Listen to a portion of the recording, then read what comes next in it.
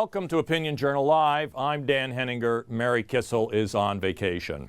Well, few issues have caused more controversy of late than the debate over anti-terrorist surveillance by the National Security Agency.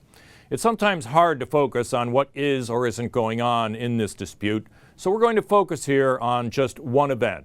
The recent news reports which said a federal judge had severely criticized the NSA for capturing 56,000 emails by American citizens. The Editorial Board's Joe Rago has read through all of the relevant papers on this incident, and he's here to talk to me about it. How you doing, Joe?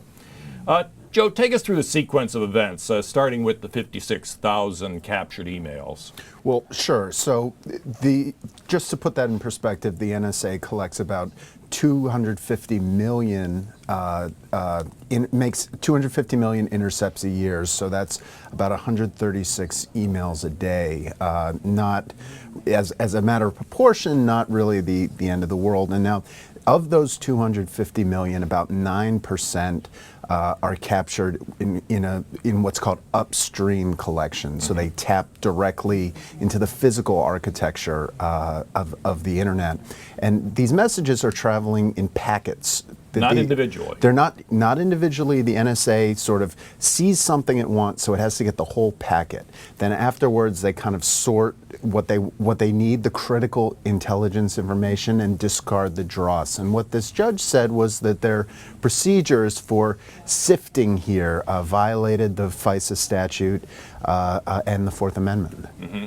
How did the NSA respond to the judge's objections? Right. Well, the NSA actually discovered this problem. You know, a lot of this is automated. It's done through algorithms and so forth. So they conducted an audit of themselves and uncovered that they were collecting a lot more information than they thought they were. So they reported this problem to the judge. They reported it to the judge. Right. Well, judges have no investigatory power, for example, but they were policing themselves here.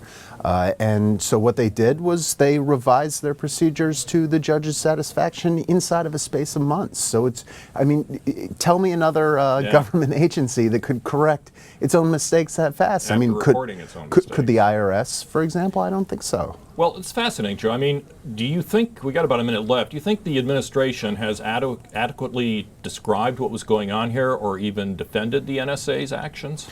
No, I mean, that's really what's most troubling. You know, they declassified all these documents, not Edward Snowden. You know, they did it of their own volition, but with just a sort of cursory 4-page cover letter, didn't really want to have this fight, didn't want to explain the larger context of what was going on here. And, you know, they seem to be fine with the entire FISA process. Yeah. You know, we're talking here not about domestic surveillance or snooping or whatever, but these are foreign terrorists overseas. This is sort of the core mission of the NSA, and the judge here isn't really acting like a part of the judiciary, how he's supposed to act under Article 3. He's been put in this position where he's essentially part of the administration. You know, the opinion reads like an interagency dispute, and that's not really what judges are supposed to do. Yeah, well, the subject's going to remain complex, Joe, but the terrorists aren't going away.